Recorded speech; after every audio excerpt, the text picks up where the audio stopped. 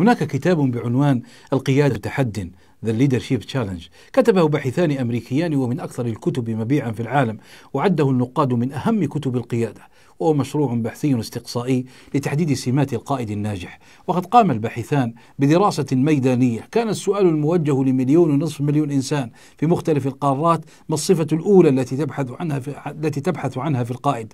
واستمر طرح السؤال على مدى 25 عاما. توصل الباحثان في النهاية إلى صفات وسمات القائد الناجح أطلق عليها السمات الخمسة للقيادة المثالية، وهي تمثل في مجموعها ما يعرف عند الخبراء بمصداقية القيادة. قال الباحثان: يمكن القول بثقة أن المصداقية هي أساس القيادة، وعرف المصداقية بأن يفعل القائد ما يقوله ويدعو إليه، وهي ترادف الصدق والأمانة. وقام الباحثان بعد ذلك بإصدار كتاب عن المصداقية لتعريفها. كما أشار الباحثان من ناحية أخرى إلى أن المصداقية من أصعب السمات تحقيقا ومحافظة، لأنها تبنى وتكتسب عبر مواقف وسنوات عديدة، لكنها من أكثر السمات حساسية وهشاشة يمكن فقدها في وقت قصير للغاية، وبفقدها يفقد القائد ثقة الناس، ومن المستحيل أن يستعيدها مرة أخرى. مثل هذه الدراسة أيها الأحبة لا تزيدنا علما بقدر ما تؤكد ما هو معلوم عندنا في القرآن والسنة وفي سيرة الحبيب المصطفى. ما انتهى إليه الباحثان بعد 25 سنة من البحث والاستقصاء في القارات الست، وعده المختصون إبداعا غير مسبوق في مجال الإدارة والقيادة، واكتشافا يستحق التقدير والثناء، هو بالنسبة لنا ليس اكتشافا ولا إبداعا، لأن القرآن حافل بمواصفات القيادة الناجحة. بل في قصة شعيب عليه السلام وفي صفحة واحدة ذكر الله هذه الصفات أو السمات، وزاد عليها صفات وسمات لا يدركها العقل البشري المنقطع عن الوحي، ولكن للأسف بسبب تقصيرنا وتخلفنا حجبنا مثل هذه الكنوز عن البشرية، لأننا لم نحول هذه التعاليم الربانية إلى واقع، واكتفينا بالقول إنها في ديننا ونحن نعرفها قبلكم، ولكن لا نطبقها.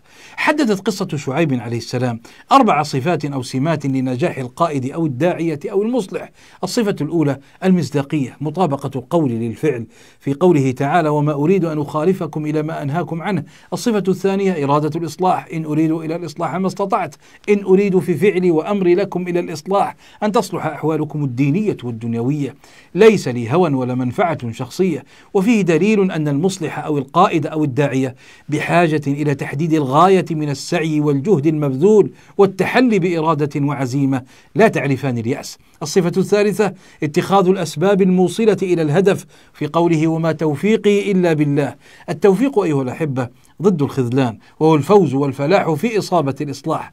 وإصابة الإصلاح يتوقف على التوفيق بين شيئين: أولا كسب العامل وطلبه الشيء من طريقه، ثانيا موافقة الأسباب الكونية والخارجية التي يتوقف عليها النجاح في كسبه وسعيه.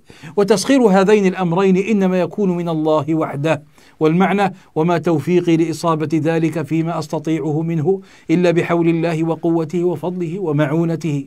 الصفة الرابعة التوكل على الله والإنابة إليه، في قوله عليه توكلت وإليه أنيب. عليه توكلت في أداء ما كلفني من تبليغكم ما أرسلت به، لا على حولي وقوتي، فإنه القادر على كل شيء، وما عداه عاجز بل معدوم، ساقط عن درجة الاعتبار. وفيه إشارة إلى محض التوحيد الذي هو أقصى مراتب العلم بالله.